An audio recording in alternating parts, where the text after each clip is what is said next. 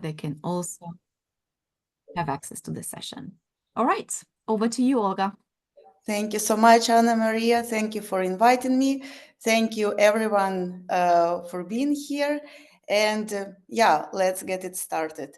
So, AI Learn-tini, Mastering AI Prompts, Designing Impactful Course Outlines with GPT. And I'm running the weird setup where I'm sharing my presentation. I cannot see anything what is happening. So if if someone types a question which is relevant to what I'm talking about, Anna Maria, please feel free to interrupt me, and I will be back. So you already pretty much told everything about me. I want just to say it again. I'm a software engineer with over 15 years of experience, and I've been around e-learning for some time. I indeed helped my brother in Ukraine to co-found the educational studio Edera. I see some people from Edera today tuning in, and yeah, so Edera is my source of inspiration and wisdom when it comes to e-learning and learning methodologies and instructional design. And I've also published several technical books. Actually, one of these books is about like how to develop software from A to Z. And in this book, we actually designed the MVP for an LMS. And this book, yeah, became an inspiration for the edtech startup that I co-founded in the end of 2019 and still running today. So, and again, yeah, just to remind you what we are doing here, we will be talking about how to master AI prompts to design course outlines. But I have to tell you something that I'm not a big fan of martini. I'm so sorry about it, but I am a huge fan of Portuguese wine. And this is why I decided that my session, Ana Maria, sorry, will be actually AI Learn Verde. It's Vinho Verde from Portugal. And cheers to all of you. This is actually it in my glass. So I hope you will enjoy this session. And in the end of the session, each and every one of you will end up with a beautiful prompt to feed ChatGPT and to get a great course outline.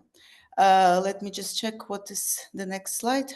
Aha, yeah, and I want to thank you, Anna Maria, for putting me in like fifth one because I went to all the 4 previous sections. Now I have all my slides done. I don't have to do anything else because people before me, the amazing speakers that were participating before me, they did it all. So for this slide, I want to thank Egla. It was very first presentation, I think. And here in this slide, Egla explains the applications of AI in L&D. There are several areas where it can be applied, from learning design and content to skills management. And today we will be focusing on this very first, very tiny part of it. So we will be talking specifically about course outlines and a little bit about learning activities. And we leave the rest for other experts and speakers that will be talking in these sessions. Of course, Egla says this is again, thank you, Egla. This is again her slide about the complexity scale of, and here we see that what we are going to talk about today is actually not the most sophisticated stuff. It's also not the most simple stuff, but it's somewhere like in the beginning of the scale, and it's been widely used. And I even was thinking, yeah, when I was preparing for the session, like maybe it's too simple what I'm going to talk about. I mean, everyone nowadays uses Gen AI for content generation. Maybe there is nothing new that I will be talking about. But then when I went to attended Rose session, it seemed like some things were kind of obvious, like, hey, you can't use ChatGPT as you would use Google. It seems super obvious. Yet I've already seen people asking ChatGPT what's the weather will be like today, and it's not the question that you ask ChatGPT. So I thought, well, if it seems too obvious, people for whom it's too obvious can just leave, right? And people who are interested, they will still enjoy the session. So let's continue. And what will be the next? Now I have a question to you. Are you in any way are involved in designing course outline or create educational content? You can write in the chat. I can say that I am, although it's not my, like, let's say, core activity of my day-to-day work, but sometimes I do. I do both actually as well. Yeah. Yeah, yes, both training and workshops. Maria, yeah. Yeah, so yeah, I can see that people are actually doing that. That's great. And yeah, I am also sometimes designing outlines and content, but I've also I was trying to prepare to the session to avoid product placement at all costs, but unfortunately, without the product that I'm developing, there would not be this session. So I will try to avoid names, but will tell you what brought me actually here. So we built this LMS. And at some point, there was a lot of AI and OpenAI and ChatGPT popped up. And a big friend of mine, Talvi, please, if you don't know Talvi, connect to her on LinkedIn. She's great. She's such a knowledgeable L&D person, and she's super knowledgeable in andragogy. And she's very into AI and all these technologies. And she wrote to me, hey, Olga, with all this open AI, are you going to integrate it in your LMS? And I was like, another integration, come on. But then I saw that actually everyone was integrating, and I said, okay, let's do it. And we did it like very simple thing, like put your topic and we will generate an outline for you.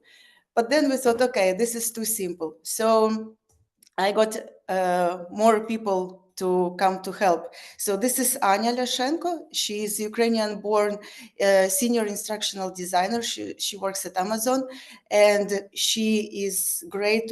She was one of the pioneers of using AI and L&D in Ukraine, and she is super, super amazing. She also works with Edera, and I also want to thank Edera because deep R&D expertise in didactical knowledge, expertise also helped a lot to us to develop something more sophisticated than just asking for topic.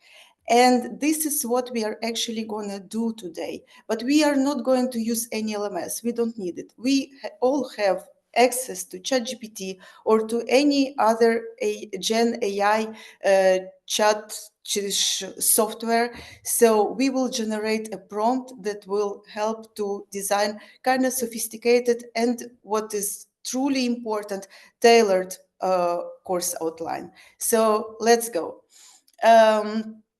Yeah, and here comes another EGLE slide. And what is important here is that we all want to generate content, but if we want to go a little bit beyond it, we need to start with strategy. We need to start with actually why do we generate this content. So we need to start with business goals. And this is why our process today will be looking like this. We will be creating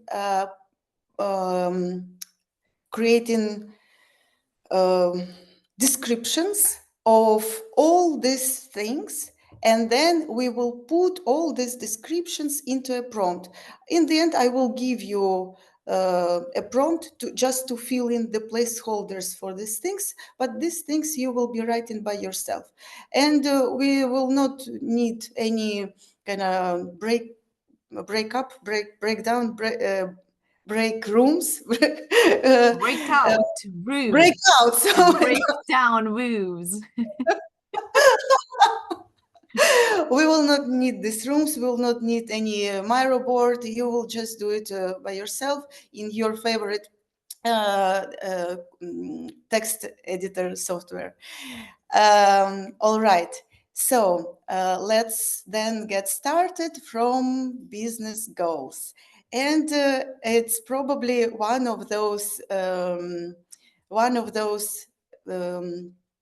obvious things that business goals have to be smart, but it turns out that although many people know that business goals have to be smart, but uh, not everyone crafted this expertise in designing them well. So I invite you to write for yourself. Maybe let's take a minute of time. Think of a course you'd like to develop, but also think of a business goal behind this course. And it was. I had a very interesting conversation today with someone whom I was sharing this. That hey, if we are like creating a training program for a company, we have to start with business goals first. And this person told me, actually, it's not every training that you can attach to business goal. And I said, challenge accepted. Let me know some example of training that doesn't require like thinking of business goals first. And he said, okay, technical training. For example, I want people to learn React.js. And I said, okay, why? Oh, because they have to build this new product. And why? Because company is launching new. Okay. So here we are at the beginning, because company is launching some strategy that needs this new product, and therefore we need people to learn React.js. So it can go both ways. You can think of business objectives first, but you can also think of, okay, what do I need to create? Because all of us have some intuition. We feel some skill gaps or something like that.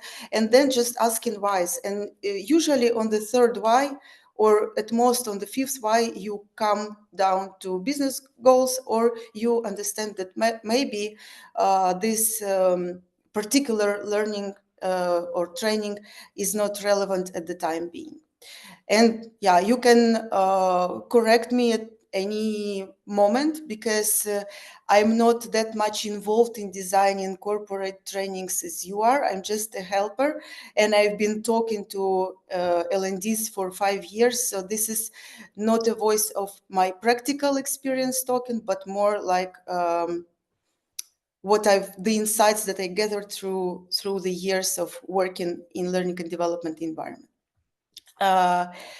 So if you already have your business goals written, and I forgot to mention that for this example, I decided to, so in this yellow box, I am kind of drafting my time management course. And I decided that the business goal behind this course would be that I want to increase overall team productivity by 25% within 3 months of course completion, blah, blah, blah. So here it comes. It is specific, it is measurable, and it's achievable, and it's relevant, and it has a time attached to this goal.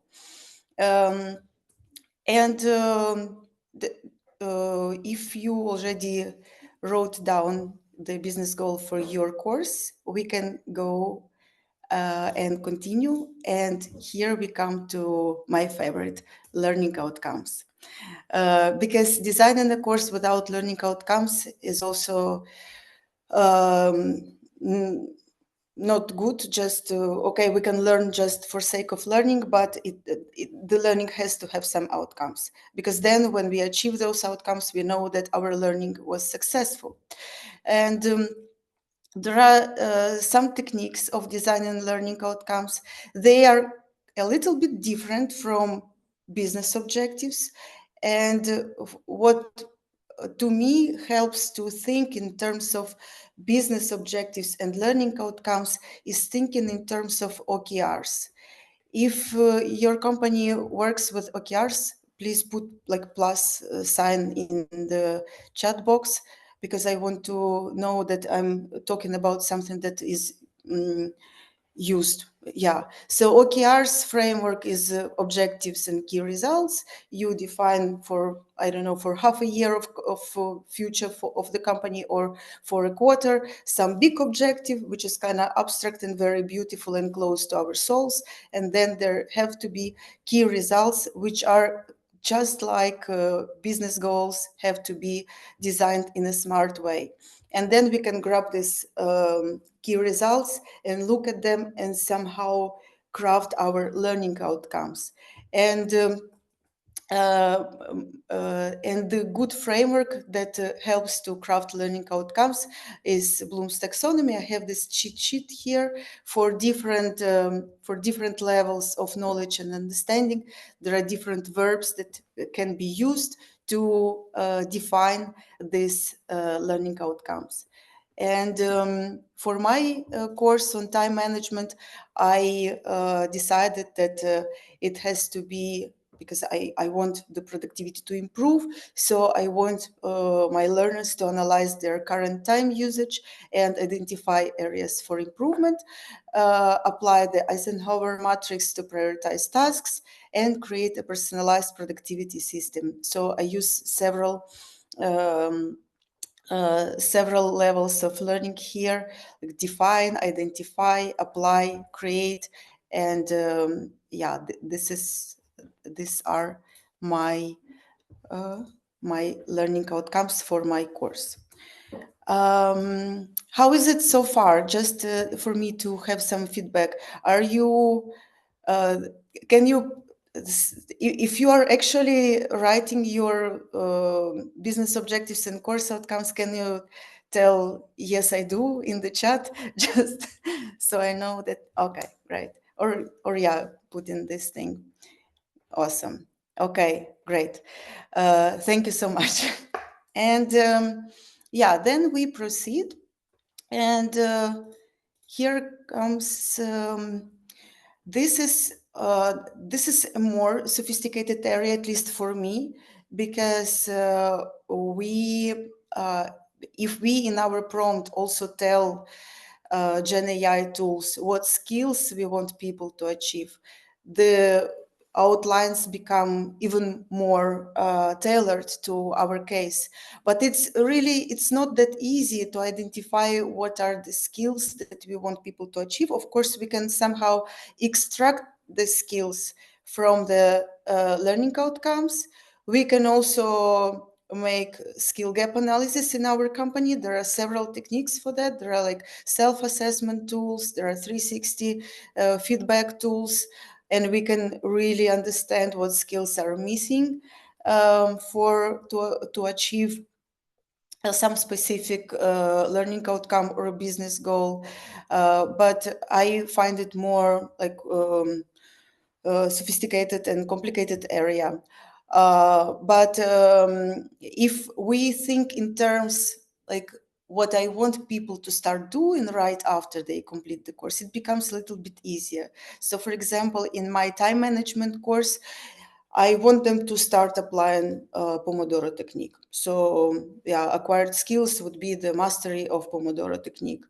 Or I want them to start cleaning their mailbox. So the acquired skill would be effective email management. And there are also some good and bad examples, because yeah, if we are too vague, then the response of AI tools will be also too vague or not applicable to our case. So more sophisticated we are in creating this prompt, more sophisticated outcome we will get out of it. All right. I like the last response. Okay. And yeah, then we can also, and this is very important, because if we think in terms of user-centered design, and designing course is not different than designing software product, where this user-centered design term is used, we have to think about our audience. And Ross, in his session, he was saying, ChatGPT doesn't know anything about you. So you cannot assume that you just feed it prompt and it will give you a tailored result. So ChatGPT also doesn't know anything about our learners, about if it's a corporate environment, it doesn't know about our employees. And if it's like public facing courses, it doesn't know about our target audience. So it would be good to explain what educational background and maybe more things that we can feed it. We can give it to ChatGPT. So in my example, I said that they are professionals at all levels, from entry to mid-management, and they already have some work experience. But for example, if we are designing a course for interns, it would be useful to say, hey, they are working for the first time in their lives, because then the learning content and learning outcomes and the outlines will be more tailored for this type of audience. All right. So if we are done with educational background, then what I also find important to feed to Gen AI tools is the time allocation that my expected target audience will be able to give to this learning. And it's important to also align, if we are talking about corporate environment, it's important to align it with all stakeholders, because even if we, as those who are developing this training, if we think, okay, it would be good for them to spend 4 weeks on that, maybe top management doesn't think like it, or maybe if we are 100% sure that it should be like it, we have to develop a strategy to convince top management. I remember once I was very lucky, because I was still working in a tech company as a technical manager, engineering manager, and I was lucky because I was able to get a Friday as a learning Friday for my team. So I bought Udemy courses for them. They were very happy learning, and then the CEO comes to the room and he was like, the fuck they're doing, they're learning, it's learning Friday. And but we have some projects that are late to deliver. Okay, so misalignment. And of course, we are talking today about Gen AI and course outline creation, but it's also important to remember that we are surrounded by people, by stakeholders, by sorry. Uh, Sorry. Yeah, and we have to have the expectations in mind for every stakeholder, from top to bottom, and other way around. Therefore, yeah, we can be very specific describing this time allocation, like in my example for time management, or we can just say, okay, 2 hours, and the ChatGPT will get around that as well. All right. Yeah, here comes another slide from Ross. As more context you provide, the better it will be, more tailored it will be. Here are some examples from context description from Ross, like bad, create a feedback workshop. Then there is a good example that has a little bit more details, and there is a great example that actually has a lot of details about the number of people going through workshop, about the outline, structured segments, and so on. So in my example, for time management course, I explain what actually happened, what changes happened in the company, that I really need people to get their productivity boost. And as more context you give, more tailored solution you will get out of it. And yeah, now I think that's all there can be more. You know even better than me that we can go deeper into skills gap analysis, into needs analysis, and we can gather really a lot of information to feed. But on the superficial level, it can be enough to see what can be done with this kind of prompt. And yeah, I prepared this Claude artifact where you can just paste the phrases that you prepared, the descriptions of course name, business objectives, and so on, and it will give the prompt in the end. It was very funny. Yesterday I was showing this presentation to my husband, and he was like, I don't understand. The whole presentation you talk about OpenAI, ChatGPT, and all of a sudden Claude. What happened here? And I no. It's just I use it as an instrument that you will open this link. Let me just paste it to the chat. And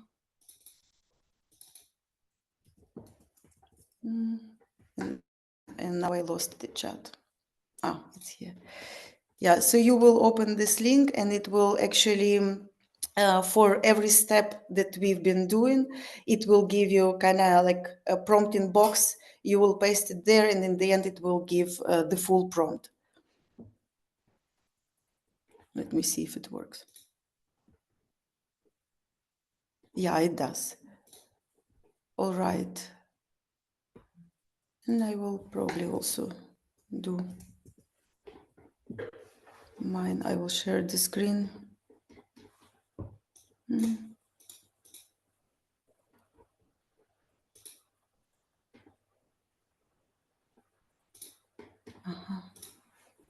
Okay.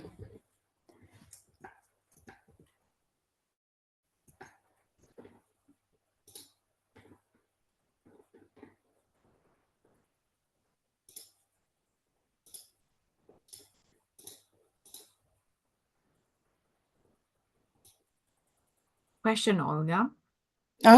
So are you saying that we can add the information that we just worked through to this prompt, and it will create the course outline for us?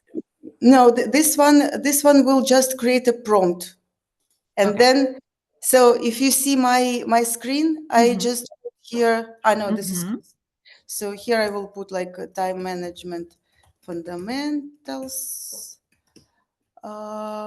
And here I will put the business objectives. So and just then, follow along, and we feed it the information based on. Yes. Yeah. And then it will just create the full prompt. All right. Learning outcomes and the acquired skills.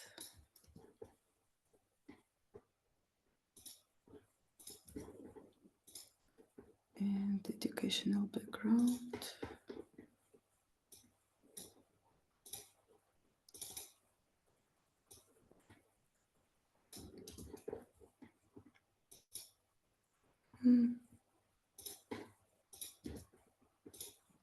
All right.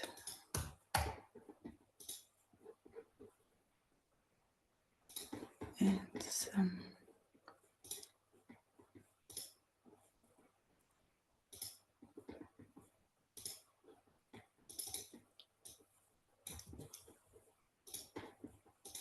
All right. Okay, so here is my prompt, and now I will just copy it and paste to ChatGPT. I will open.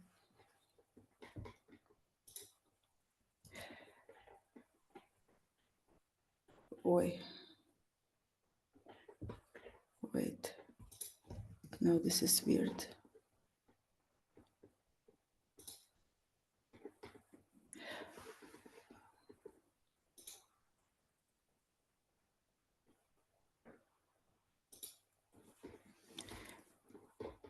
I know. I will. See if you can copy paste it somewhere else. Yeah. And then copy it again in ChatGPT, maybe. Yeah. No, I did it already. So my prompt actually is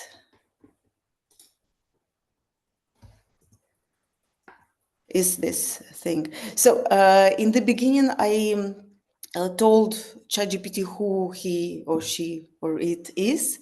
I told him, hey, you are an experienced instructional designer working closely with me, the L&D manager.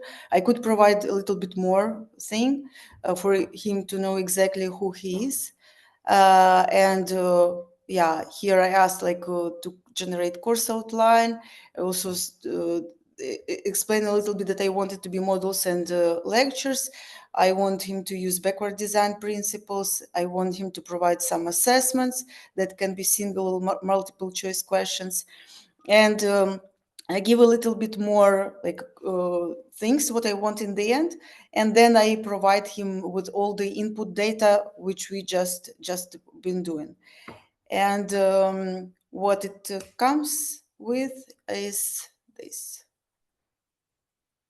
So course outline, it is module 1, understanding time management in a hybrid workspace. Then it talks about analyzing current time usage patterns, which I really asked him to. And it starts with the impact, and there is some single choice question in the end. And yeah, so it goes actually by the learning outcomes and business objectives that I asked him to. There was the Eisenhower matrix and the how to build personalized productivity system. So actually it did what I asked him to and used all the context that I provided. And it's quite good for, I would not say that it's good for like having a solid course outline that can be immediately used, but I could say that it's a good place for not starting from a blank page. And this is really, really helpful. But of course, here is John's slide. John says that so the trend is that the L&Ds are not creators anymore, but editors. So in the end, you have this thing created by AI, but now we have a lot of responsibility of editing it and make it real. Because yeah, thank you, Rose, for this slide. There are some pitfalls in AI content, misinformation, hallucination, inaccuracy. So it cannot be so valid as we want it to be. And here comes another very good slide from Michael, which I totally loved. He asked ChatGPT to generate an image explaining the problems with today's Gen AI, and the image speaks by itself. So it's a good idea of creating outlines and even parts of the trainings using Gen AI because it's our helper, it's our assistant, but it's not a good idea just to grab this thing and give it to anyone just to start their learning journey, because if they found some inaccurate information, they will never ever trust us with their learning. And yeah, that was faster than I thought. But yeah, that's it. And I would love to hear your feedback. Yes, I also used Claude when I was preparing this.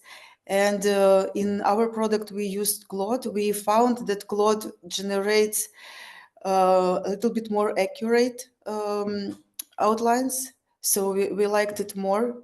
We also compared with Copilot, I think, but we found out that Claude for us worked the best. I'm not sure how is it for you.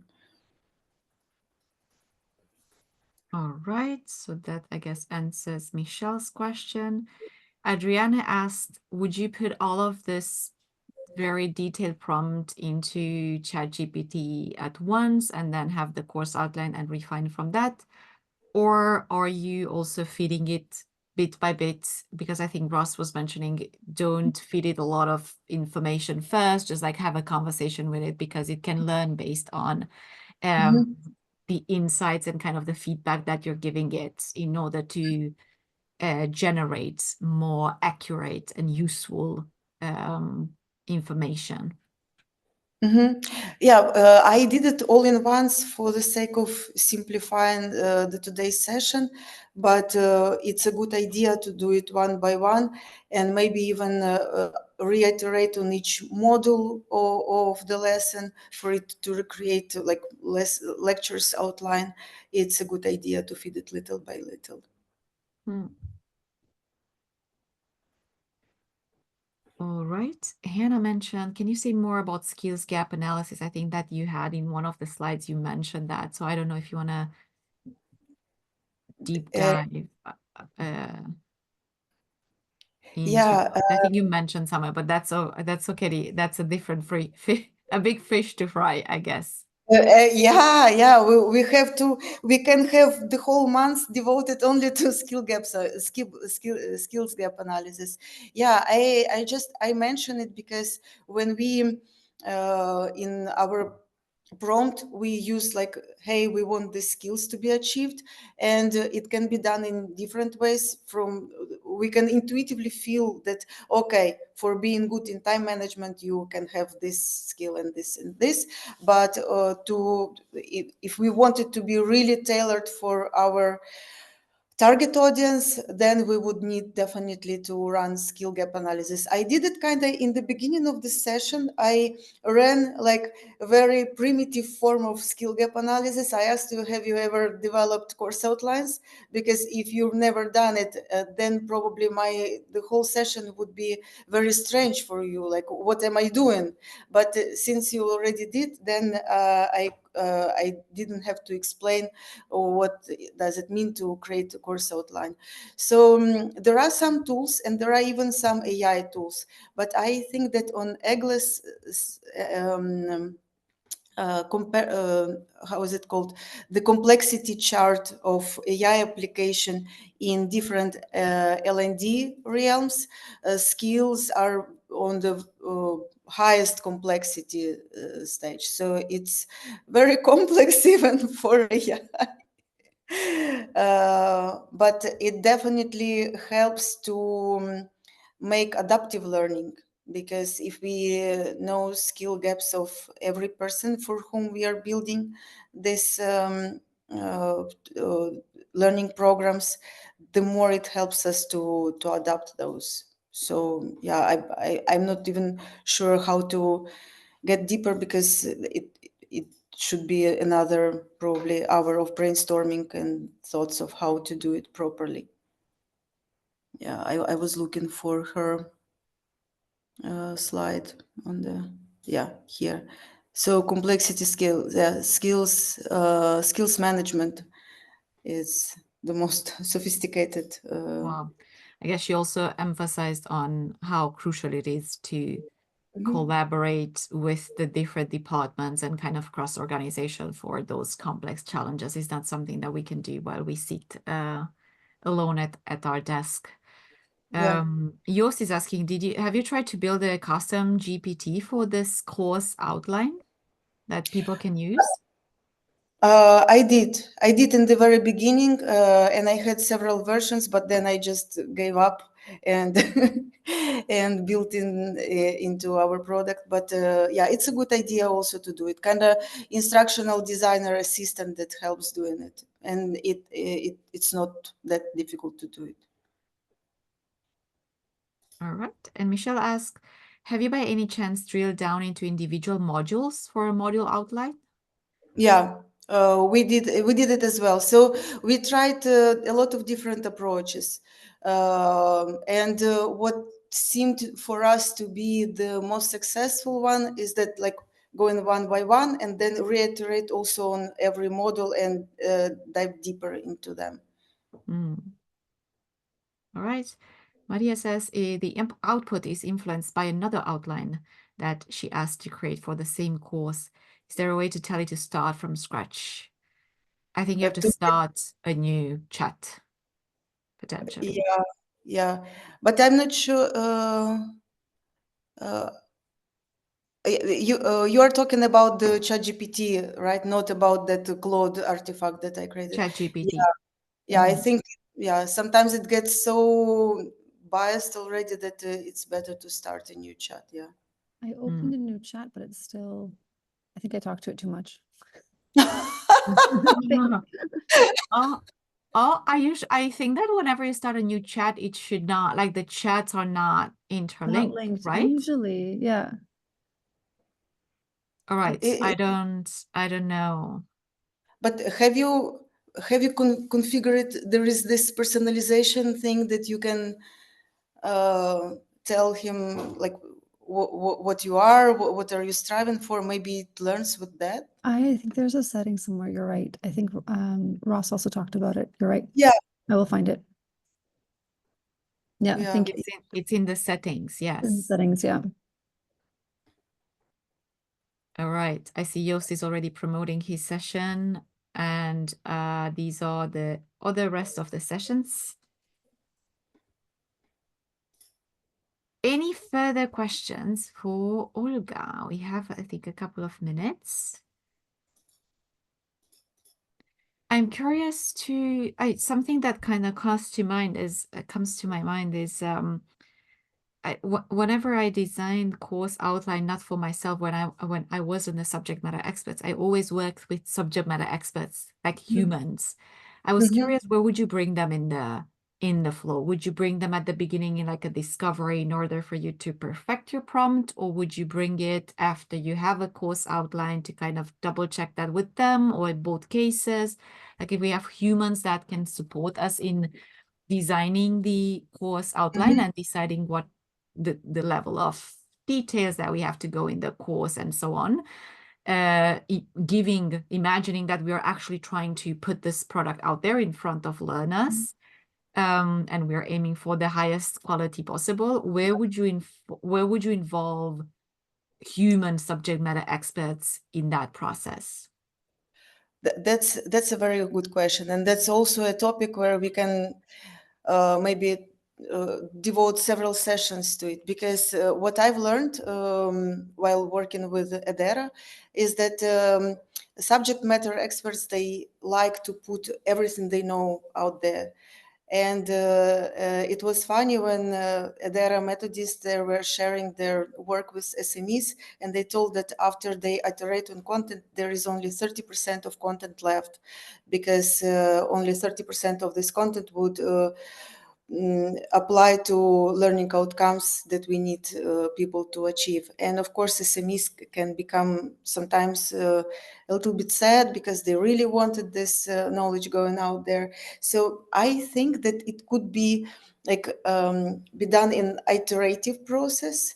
So maybe like giving them the outline first, asking them for like some pieces of content for each thing, then iterate on that and do it. I don't think that it could be done in one shot, like So most just of the. bring them on Yeah, board as you refine and you kind of. I think so. Yeah. All So right. that they feel that you're count on them, but also that that there is some process that should be followed. All But right. it's actually probably if you there is a possibility of uploading content to ChatGPT. So maybe if we have this prompt very tailored and refined and blah blah blah of creating outline, and SMEs already have some content, they always have a lot of content. Maybe if we tried, I never tried doing it, but it could be a nice thing to try, feeding the prompt to create a very specific outline and all the content that SMEs have, and see what it comes to. I And think then it takes in PDFs and Google Docs, so that's interesting. All right. Any further questions for Olga? Feel free to also use the raise hand and kind of unmute and ask if. Yeah. And actually, Anna Maria, I think it could be a very good task for, how is it called, notebook LLM or this, Yes. right? Because you can fit up to 60 resources there, and then you can give it a very specific task.